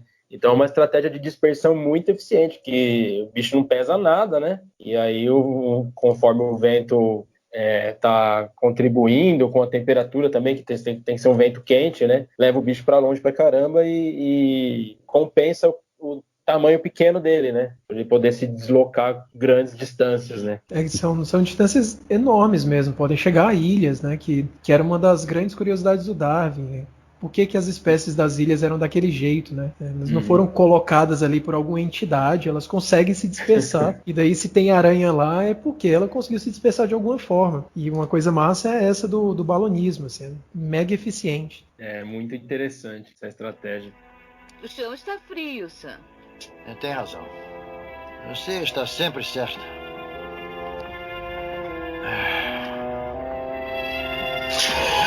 Droga! O que foi? Alguma coisa me mordeu. Oh, meu Deus, foi só uma aranha. Uma aranha? Parecia ter sido um tigre. Droga! Droga! Estou tendo um ataque. Sam, o que devo fazer? Chame uma ambulância. E, bom, a gente comentou um pouquinho, você falou no começo aí o básico, né, de como se classifica um aracnídeo, diferenciando um aracnídeo de um inseto, mas acho que seria legal a gente falar também um pouco sobre o dimorfismo sexual, né, das aranhas. Legal, cara, assim, essa é a linha de pesquisa principal que eu trabalho. Eu trabalho com comportamento reprodutivo e seleção sexual. Aranhas é um modelo incrível para testar várias hipóteses dessas teorias, porque a seleção sexual tem um papel muito importante em vários atributos dessas aranhas. E um deles gera o dimorfismo sexual. As fêmeas, como eu falei um pouquinho atrás, quanto mais gordinha ela é, mais filhos ela produz. Então tem uma seleção de fecundidade muito forte nas fêmeas. Mas os machos também têm uma disputa por parceiras, né? Então acaba que a seleção também favorece o crescimento dos machos maiores, porque eles normalmente vencem mais brigas. Mas em algumas aranhas, a gente vai ver um dimorfismo extremamente acentuado, que é o caso das triconéfilas, por exemplo, onde o macho pode ser de 8 a 10 vezes menor do que a fêmea. É um dos dimorfismos mais acentuados da natureza. Assim, para pôr na cabeça da galera aí essa maluquice de ser 10 vezes maior, pense aí você com o seu 1,80 m, cortejando uma parceira aí de uns 18 metros, né? É bem essa vida do macho da triconéfila. E os caras reclamando de ser 10 centímetros menor que a namorada, né, velho? Fica se sentindo menos homem. Fala, não, eu não fico com mulher mais alta porque eu me sinto menos homem. Nananai, ó. Não conte isso com aranha, né? Então. O cara começa a usar um saltinho escondido, né? Aquele salto de silicone por dentro do sapato, né? A Origem das Espécies do Darwin e também aquela da evolução do homem e a relação com o sexo, né? São livros incríveis para você entender o quanto homens são inúteis na natureza. A maioria Isso é verdade, gente. Dói no coração, mas é verdade. A maioria das espécies, né, o macho, ele praticamente não se alimenta, assim. Ele é um bicho que, quando fica adulto, tudo que ele faz é não comer nada e brigar para conseguir uma parceira. Isso é comum em aranhas também, assim. Então o macho ele entra na teia de uma parceira, ou ele corteja uma parceira em aranhas que não constroem teia, como as aranhas-lobos, né? Com vibração no solo. Ele literalmente bate o abdômen no solo, bate as pernas, ele vibra o ar, ele dança em torno dela. Os salticídeos fazem isso também. E em teia, o macho faz umas vibrações bem claras para a fêmea entender que é ele, para ela não confundir ele com a presa, acabar atacando o coitado. Ele corteja a fêmea lá na teia, se aproxima dela e tenta copular, né? E para falar um pouquinho de corte, né? Para a galera que talvez seja uma novidade isso, mas em aranhas tem preliminares e isso tem um papel mega importante para a chance de conseguir copular com a parceira e fertilizar os ovos. Então o macho fica brincando lá de estimular os órgãos sexuais da fêmea, gente. Já é melhor que muito homem, velho. Já é exatamente. Dando exemplo aí pra gente, ó, que é um comportamento extremamente comum na natureza e os que fazem isso se dão bem. Então, fica a dica, né? Então tem esse negócio do macho fazer a corte, que a gente chama de pré-copulatória, né? Então, tem uma diversidade incrível de estratégias de corte. O macho pode chegar até a fêmea ali, vibrando a teia para diminuir a resposta de ataque dela, dizendo, ó, eu sou um macho, espera, deixa eu me aproximar. Depois que ele chega perto dela, ele começa a tatear ela para mostrar que ele tá mostrando a qualidade dele como parceiro, informando que ele quer copular, trocando ideia lá com a fêmea, naquela velho clima de balada, né? Tocando um blues no fundo, depois de criar um clima legal aí com vinho. E aí ele tá lá tentando conquistar a parceira. E no meio disso tem essas tentativas que a gente chama de pseudo-inserções, que o macho pega o palpo dele e insere no epígeno da fêmea, né? Deixa eu explicar o que são essas coisas, né? Macho não tem pênis. Não fique frustrado aí. Ó. Machos não têm pênis. Os machos têm um gonóporo, onde eles liberam esperma. Isso está no abdômen do macho, no lado oposto das fiandeiras, né, bem no meio do corpo dele. E ele cria uma teia especial para guardar esse esperma, que é chamado de teia espermática. É como se fosse um saquinho mesmo, assim, de teia. Ele faz essa teia, enche ela de esperma, e daí ele leva os palpos, né, que são essas estruturas que estão próximas da quelícera do macho. Então, a aranha tem 4 pares de pernas, mas elas também têm 2 palpos, que são perninhas articuladas, que ajudam a manipular alimento em todas as espécies, mas nos machos, o final desses palpos, que estão do lado das quelíceras, eles são gordinhos, assim. Eles têm uma estrutura lá dentro chamada de êmbolo, que ela enche de esperma. Então, o macho vai lá na teia espermática, que está cheia de esperma, coloca o bulbo lá, o palpo com a pontinha que tem o bulbo, e ele enche o bulbo de esperma. E é aquele bulbo que ele vai usar para inserir no epígeno da fêmea, que é a abertura, que é a estrutura sexual da fêmea, né? Onde tem os ductos reprodutivos. Então, ele vai lá e faz a corte, fica fazendo pseudo-inserções, inserindo o bulbo sem lançar esperma, para deixar a parceira mais estimulada, e depois ele lança o esperma lá dentro, né? Então, o macho tem 2 bulbos e a fêmea tem 2 entradas no epígeno, uma para cada bulbo. E daí a gente tem uma variação absurdamente incrível de estratégias reprodutivas no meio disso. Eu vou comentar só algumas aqui. Uma que é legal é que existem alguns machos que são eunucos, ele corta um bulbo. Então aí... Lord Varys gostou dessa. Exatamente. Melhor paralelo aqui.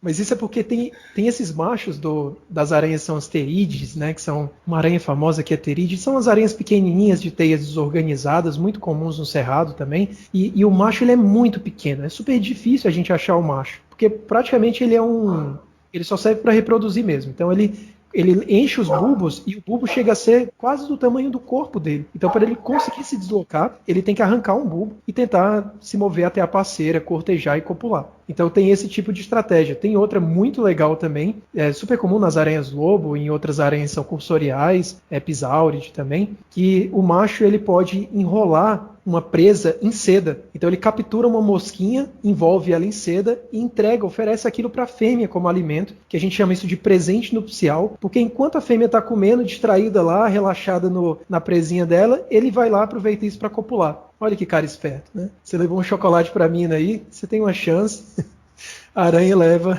uma mosquinha, né? Eu acho que essa técnica não funciona muito bem com o ser humano, não. Não sei o que eu ia falar, não dá muito bom não, viu?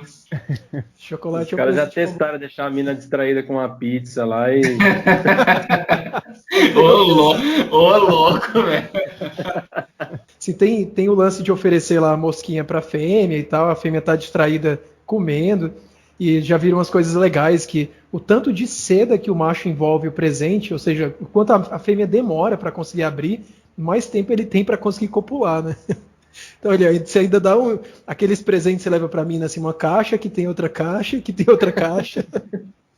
É uma boa estratégia. É uma boa. E tem umas aranhas que fazem tudo isso, e ainda no final tem uma pedra lá dentro.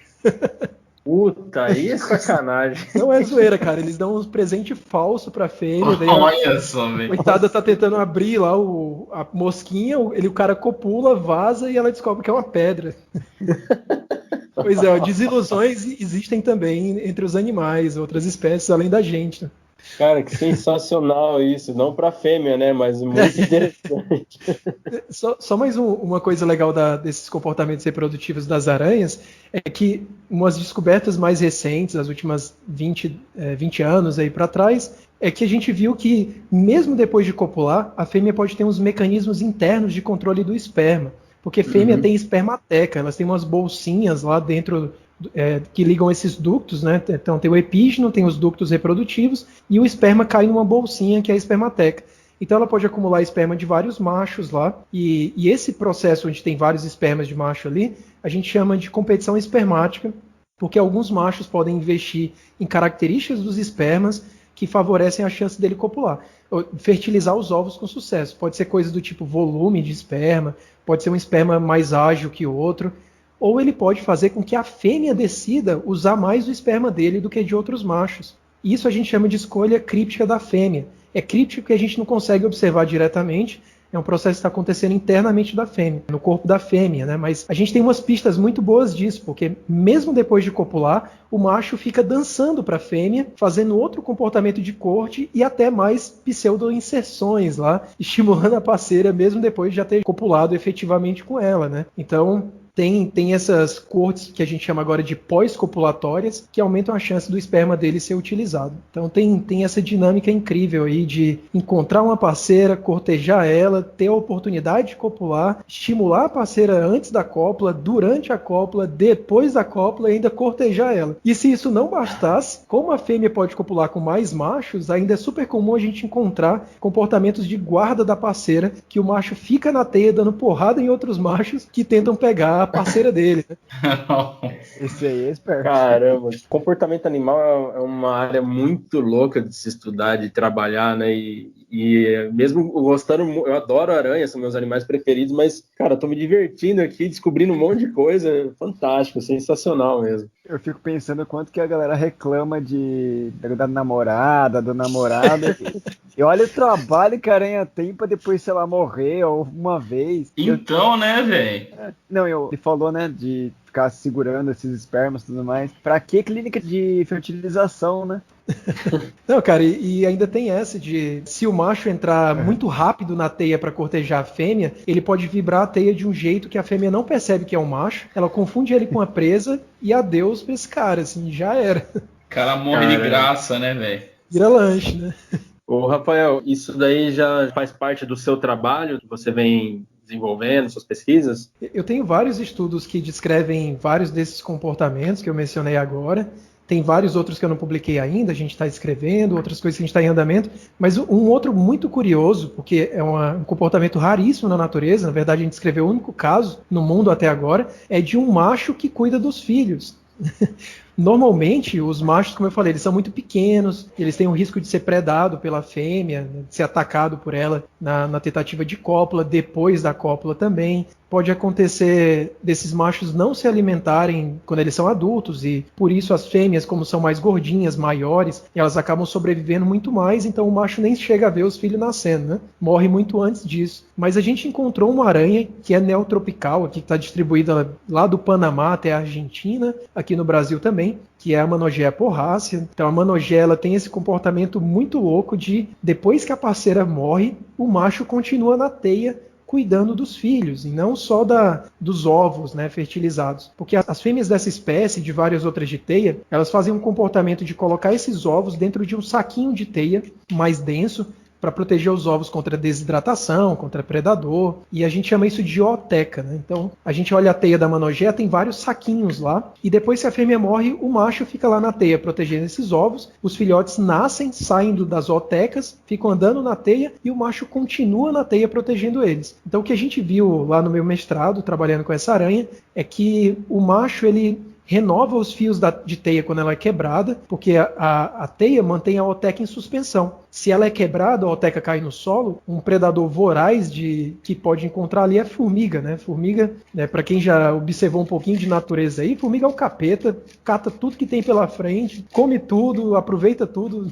É aquela pessoa que é o prato de pedreiro mesmo, assim. Formiga que não deixa nem um grão de arroz sobrando. Então, se cai a ooteca, já era, cara. Então, a gente viu aí que os machos renovam os fios de teia e que eles também removem o excesso de umidade das ootecas quando chove. Elas ficam muito molhadas, isso pode prejudicar o desenvolvimento dos ovos. A gente está investigando isso experimentalmente agora, com o Adilson lá no mestrado, aliás, no doutorado dele. A gente também observou que tem várias outras aranhas que não constroem teia, elas invadem a teia dessa aranha e de várias outras também, mas nessa aranha em particular, para roubar presas, né? Então tem aranhas que a gente chama de cleptoparasitas, que nem cleptomaníaco, né? Aquela galera em humano que tem o hábito de entrar em lojas e roubar roupa, roubar sei lá o que, vai ter essa compulsão de roubar. Né? E tem também aranhas que são especializadas em roubar presa de outras teias, de aranhas de espécies diferentes. Então o que a gente viu é que as aranhas que estão na teia da manogea, elas aproveitam uma oportunidade para atacar os ovos quando o macho está distraído, e pode acontecer do macho perceber, sair na porrada dessa aranha, com essa aranha, o macho pode matar a aranha ou ele pode ser assassinado e consumido pela aranha. Então o macho tem um papel fundamental na proteção das zootecas contra esses predadores. A gente fez experimentos de laboratório, observação de campo e viu que na presença dos pais a sobrevivência dos filhotes é muito maior, né? Então tem todos esses comportamentos ricos de proteção dos filhotes, que é o único caso descrito na natureza onde um macho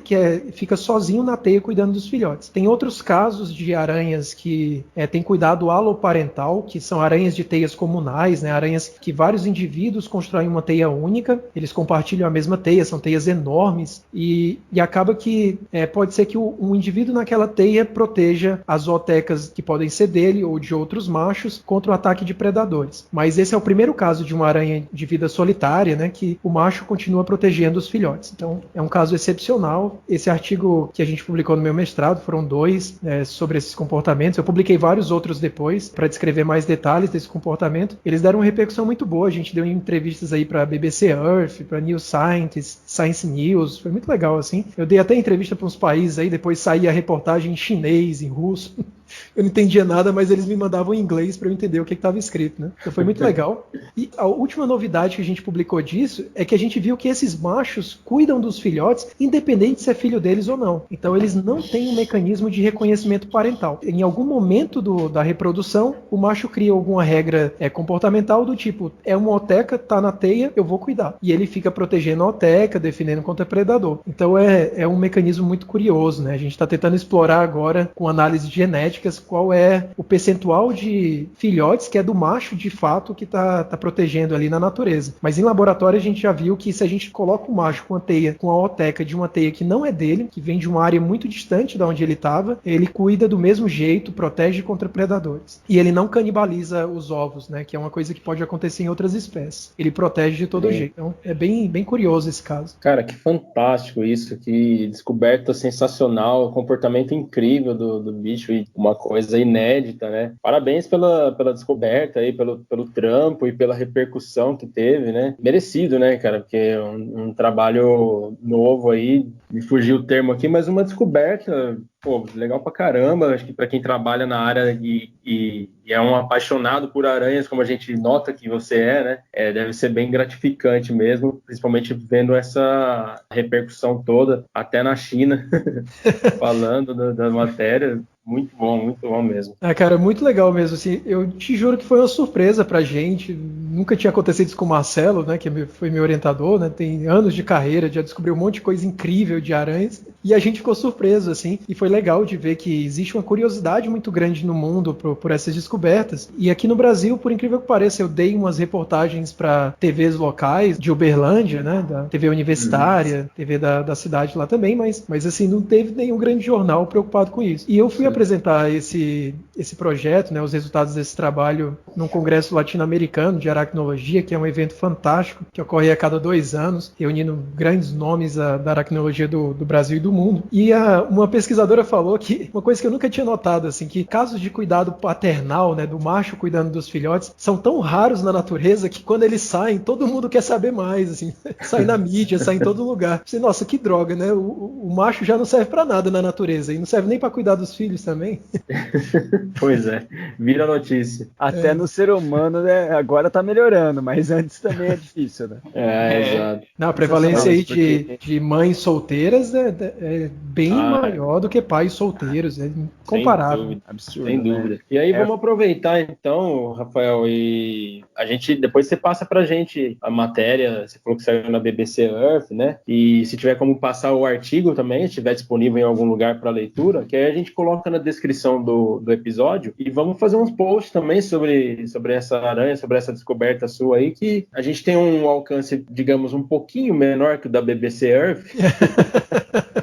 Mas provavelmente muitos dos nossos seguidores não estão sabendo ainda disso, não devem saber, né? Como foi novidade pra gente aqui. Então vai ser legal a gente divulgar pra eles lá também. É incrível, cara, vai ser uma honra. Eu mando depois pra vocês as referências, assim. Acho muito legal porque tem muito mais coisa massa sobre essa aranha. Uma das grandes novidades, como eu falei aqui, é que o macho vive mais do que a fêmea. É o único caso que a gente tem registrado disso também. E um dos nossos focos agora é entender por que isso acontece. Que esse bicho é presa de um monte de outras aranhas que invadem a teia, são especializadas em comer essas aranhas. E a gente tem uma hipótese de que as fêmeas devem ser presas preferidas porque elas são mais gordinhas do que os machos. Por um lado, ela produz mais ovos, mas acaba se dando mal e virando alvo dos predadores, né? Uma outra possibilidade é porque tem um outro comportamento incrível que é raro em outras aranhas, mas nessa acontece num clado que ela está inserida, que são cirtoforines, tem algumas outras espécies que fazem isso. Essa aranha, ela constrói uma teia toda desordenada, assim, no formato de um funil, e ela fica na base desse funil. E o macho, quando entra na teia, ele constrói uma teia acima da teia dessa fêmea. Então fica tipo um funilzinho, assim, com o macho em cima e a fêmea na base, sabe? Uma teia de um casal bonitinha, né? Tem várias fotos legais, eu mando pra vocês. E nessa, o macho fica protegendo a parceira contra outros machos, porque se qualquer macho entra na teia, ele percebe as vibrações e a gente já viu que eles saem na porrada, assim, mas na porrada mesmo, do tipo, um arrancar a perna do outro, sabe?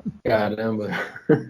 Muito interessante mesmo as áreas de abordagem do trabalho, e mais uma vez te parabenizo pelo você, toda a equipe aí do laboratório, do pessoal, né? Seu orientador, trabalhos de ciência básica, né, mas de muita importância, né, sem a ciência básica a gente não faz a ciência mais avançada, né, mais específica, né, e, putz, cara, só tenho a agradecer você ter topado participar aqui com a gente dessa conversa. Foi um bate-papo divertidíssimo, adorei. Por mim, ficaria 4 horas conversando aqui sobre aranhas tranquilamente. E já deixo o convite aqui futuramente para a gente marcar de novo uma outra conversa sobre aranhas aí, mesmo que a gente aborde outras áreas que ficaram de fora aqui dessa vez. Cara, agradeço demais pelo convite. Como eu te falei, sou super fã de podcasts, assim, então tô achando engraçado aqui participar de um, porque é um negócio que eu escuto todos os dias, acho incrível, é super divertido. O trabalho de vocês é muito massa e também me divertiu em várias tardes lavando louça, especialmente.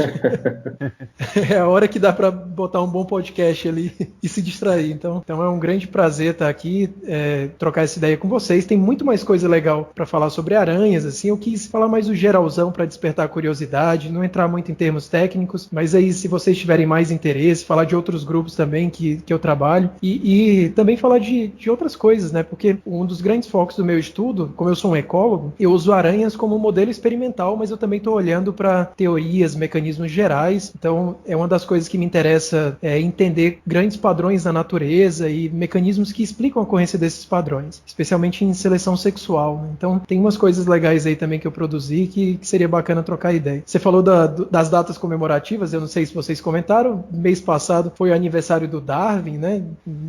Incrível, Charles Darwin, sou um super fã desse coroa aí, por ser uma figura bem humana, né? E também foi o aniversário do lançamento desse livro dele, que é a Evolução Humana e a Relação com o Sexo, que trata da proposta da seleção sexual, que explica como as características de machos e fêmeas evoluem por estratégias de escolha de parceiro e competição por parceiros. Então tem muita coisa massa, estou entre biólogos aqui, então posso falar da minha paixão absoluta por biologia, né? Tem muita coisa legal. Com certeza dá pra falar muito, né? Eu acho que eu, ouvindo assim, você falando, Rafael, me deu uma nostalgia imensa, porque meu primeiro estágio foi em genética comportamental, mas não foi de aranhas, né? Foi de camundongos ali, normal, mas mesmo assim é uma excelente área, assim, essa parte de comportamental. Até hoje eu levei isso pro ser humano, aí eu fico olhando o que o ser humano tá fazendo também, de certa forma, e como você falou, entre biólogos é uma coisa muito louca, né? Porque a gente sabe essas curiosidades, a gente tem esse brilho nos olhos, essa paixão toda pela natureza, pelos animais, e esse episódio eu tenho certeza que quem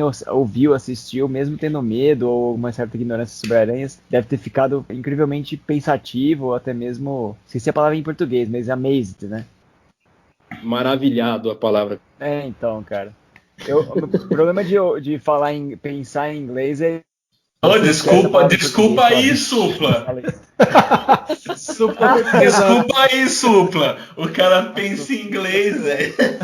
É o filho da Luciana Gimenez, né? O Mick Jagger, né? Putz, que legal, todas essas curiosidades.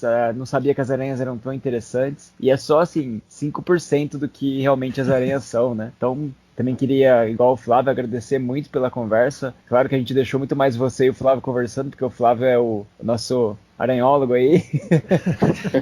Ele é o cara referência das aranhas, mas porque ele também gosta muito, né? Mas eu queria agradecer muito pela conversa e foi um ótimo bate-papo. Valeu demais, cara. E um conselho pra galera de casa aí, para olhar um pouquinho as aranhas, né? Gasta um minutinho aí, viu o bicho, fica olhando pra ele um pouquinho, que você vai entender um pouquinho mais do que eles fazem, assim. Quem tem aquelas aranhas no canto de casa, eu não tiro nenhuma daqui de casa.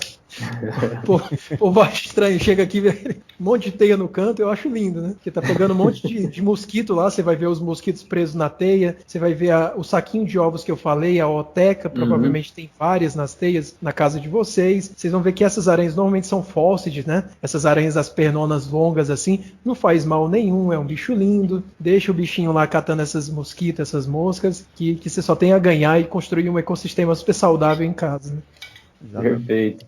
Isso aí tá reclamando da dengue, deixa a aranha em casa, velho. Dá esse conselho, por favor.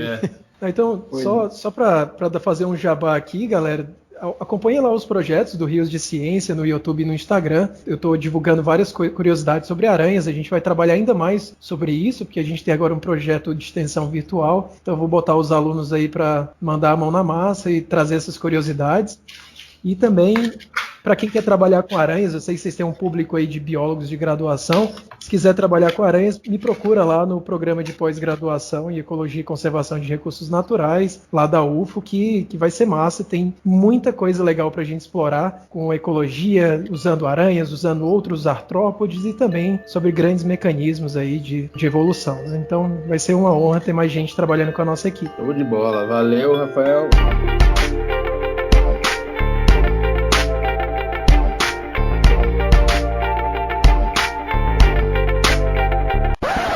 Antes de irmos para os finalmente, eu precisei fazer essa emenda porque minha cabeça de vento quase me fez esquecer de agradecer a minha grande amiga Larissa Romanello por ter indicado o Rafael para participar do nosso podcast. Então, Larissa, muito obrigado por mais essa contribuição.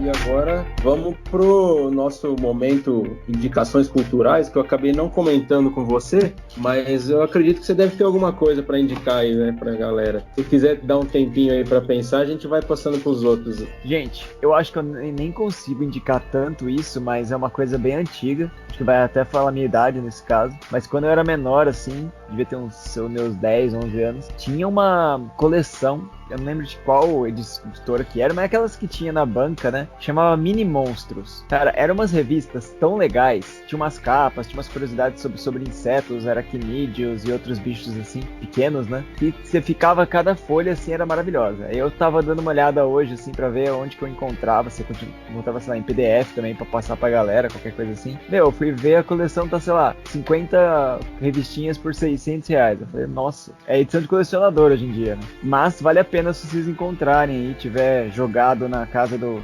sobrinho, do tio aí. Cara, eu vou indicar um jogo. Eu nunca joguei porque o meu computador não tem placa de vídeo boa, mas eu vi umas partes de gameplay, o bagulho é... Eu já até mostrei pra vocês. Pra quem gosta de biologia, o bagulho é sensacional, cara. Ele chama Ancestors, The Humankind Odyssey. É maravilhoso, cara. Você começa com um ancestral comum, não é um macaco, tá?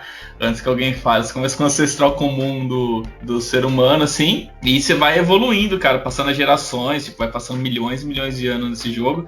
Você consegue evoluir até o Homo erectus ergaster. Então fica faltando ainda 1,8 milhões de anos. Eu não sei se vai ter atualização do jogo, se vai conseguir jogar com as outras espécies e tal. Mas, mano, esse jogo é maravilhoso, velho. Quiserem dar uma pesquisada, procura, que é sensacional, assim. E é o bagulho que ele não é, tipo, zoado igual tinha o Spore, né, mano? Que você podia, vai evoluindo o seu personagem lá e fazer uns negócios tosco, né? Esse daí ele segue o negócio certo mesmo, sabe? Cada ação que você fizer no jogo vai influenciar na sua evolução, é animal. Da horinha de computador? Tô vendo aí pra PC, PlayStation 4 e Xbox One. Aí. O jogo é maravilhoso, cara, é maravilhoso. Bom, vamos deixar o convidado por último, então, pra fazer as indicações aí. Eu tinha uma desindicação, porque eu tava guardando essa, né? Mas eu achei que o Aron ia indicar um negócio aqui, mas já que o Aron não indicou, eu vou indicar. Uma série nova da Netflix brasileira, baseada no folclore brasileiro, que chama Cidade Invisível, tem acho que 8 episódios, se não me engano. É sensacional, uma produção incrível, né? Tem lá o Saci, a Cuca, a Curupira e tal, e tem uma história envolvendo preservação de florestas e tal, aquele clima policial, investigativo. Achei maravilhosa a série, muito boa mesmo, muito bem produzida, e uma sacada muito legal dos caras fazerem uma série sobre o folclore brasileiro, da Netflix. Então recomendo muito. E a minha desindicação é: não assistam o filme Aracnofobia. Por favor. Quando eu era moleque, eu assistia e eu adorava. Fui passando o tempo, fui passando a odiar o filme. Com raiva, né? De serviço. Cara, assim, só um comentário. Eu sou do Ceará. Né? Eu nasci lá em Limoeiro do Norte, mas morei um bom tempo em Fortaleza. E eu tenho vários amigos que nadavam, assim, mais velhos, né? Que nadavam no mar e até atravessavam regiões assim do mar, de uma ponta a outra da praia. E depois que saiu o filme do Tubarão, nunca mais. Acabou.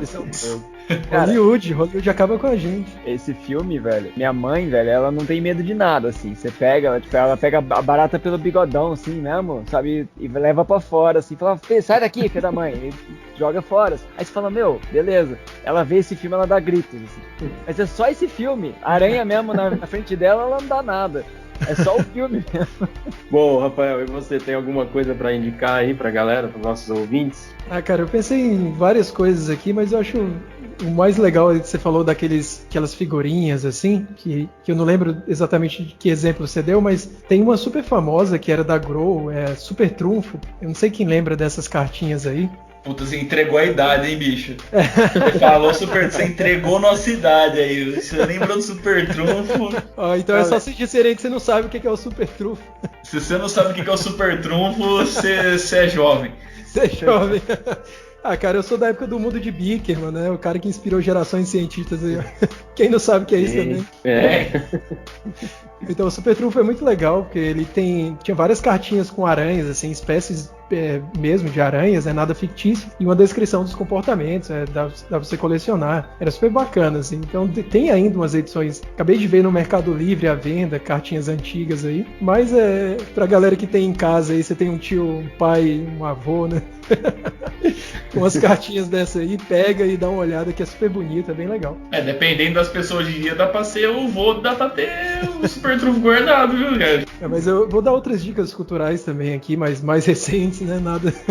Você tem que ir no Mercado Livre para comprar de colecionador. Mas tem documentários muito legais da Netflix. E nessa época de quarentena e de pandemia, eu tô maratonando tudo que existe na Netflix nos fins de semana. E um documentário lindo que saiu recente é o David Attenborough e o Nosso Planeta. O David Attenborough é um britânico que ganhou o título de Sir, né? É um biólogo britânico que ganhou esse título de Sir só para fazer divulgação científica. Então, ele tem vários documentários lindos, nossa, absurdamente lindos, sobre a biodiversidade. Assim. Então, qualquer coisa que vocês virem do David é maravilhosa. Mas esse em particular, David Attenborough e o Nosso Planeta, é uma continuação do documentário anterior, chamado Nosso Planeta, que ele vai falar da história de vida dele com todos os ambientes onde ele foi descrevendo e acompanhando o crescimento da população. Pra vocês terem ideia, sei lá, da década de 60 para cá, a gente tinha lá na década de 60 em torno de 2 a 3 bilhões de humanos. Hoje a gente está passando de 7, né? Então ele vai mostrando os ambientes onde ele estudava, fez vários documentários, o quanto eles mudaram, o quanto a biodiversidade sofreu com isso e tal. E no final ele dá umas dicas de que caminhos a gente pode seguir para tentar salvar essa biodiversidade. Então, além de ser um documentário com imagens muito lindas, né, cenários incríveis, também tem essas mensagens muito fortes, assim, então eu recomendo. O Nosso Planeta também, que é outro documentário, é super bonito, mas qualquer coisa do David vale a pena. E tem várias na Netflix. E um outro documentário, assim, mais cultural, eu vou indicar o Emicida, o Amarelo, É Tudo Pra Ontem. Eu acho que a gente está vivendo um momento bem assustador da história, assim, então várias questões que a gente deixou aí na gaveta por muitos anos, estruturais, estão sendo discutidas agora, e isso é lindo de ver tantos movimentos engajados nessas discussões, e eu acho que o Emicida fez uma obra para recontar a história do Brasil, cara, na visão do povo negro, assim. É muito lindo, é muito lindo. O álbum Amarelo do Emicida já é muito incrível. Ele colocou isso no contexto de toda a história do Brasil, de como o rap cresceu e da própria autobiografia dele. Então ficou um documentário incrível. Eu acho uma experiência que não dá para viver sem. Então ficam aí essas dicas culturais, né? Não vou apelar mais do que isso, porque eu tenho uma lista aqui de 300 séries e filmes, né? Boa, cara. Putz, são duas coisas que eu tô enrolando pra assistir. Esse do David Attenborough, eu já passei várias vezes por ele. Falei, puta, preciso ver. E do Emicida tá na minha lista, ainda não assisti, mas vou ver muito em breve. Boas indicações. Eu só ia comentar que eu concordo com o caso do David Attenborough. Tudo que ele faz é extremamente excelente e a voz desse cara é, assim, mágica. Parece o Morgan Freeman fazendo Deus. É o nosso Deus dos documentários, assim. O cara fala com calma, ele mostra, assim. E é isso. Não tenho como descrever. É só ouvindo ele falar. Recomendo também. É isso aí. Acho que pra mim uma palavra que descreve o David é elegante. Cara, é muito elegante. Exatamente. Nossa, demais. Inglês, né? O cara já é inglês. Ainda é biólogo e faz um documentário desse jeito. Fazendo jus ao título de Sir, né? E ele tem um outro documentário, um terceiro, né? Porque é o Nosso Planeta, tem um dos bastidores do Nosso Planeta e tem esse David Attenborough do Nosso Planeta. Esse dos bastidores do Nosso Planeta é massa também, porque ele vai mostrar o trabalho que é para montar o documentário. Cara, é muita gente, é um trabalho imenso de fotografia e gravação para pegar aquelas cenas lindas que a gente vê em 15 minutos, assim. Beleza, então, galera. Bom, valeu, obrigado, Rafael, pelas indicações, e mais uma vez a gente agradece muito pela sua participação. Foi uma contribuição enorme para o nosso podcast, foi super divertido. Reitero que eu ficaria 4 horas falando sobre aranhas tranquilamente aqui, mas o pessoal que ouve ia chamar a gente de louco. Então, para evitar isso, a gente marca um aí mais para frente. Pelo menos da minha parte, eu topo já desde já. Aí depois eu falo aí sobre estratégia de captura de presa, né? Não falei quase nada disso e tem outras maluquices aí. Então beleza, galera. Bom, muito obrigado para você que sobreviveu até aqui. Muito obrigado para você que nos fortalece, ouvindo o nosso trabalho, comentando, dando sugestões, críticas, elogios. E mais uma vez a gente lembra que os episódios saem a cada 2 quartas-feiras às 10 horas da manhã. Está disponível em diversas plataformas. E é isso, né? Ficamos por aqui no nosso papo aracnídico. Beleza, galera. Valeu. Valeu, galera.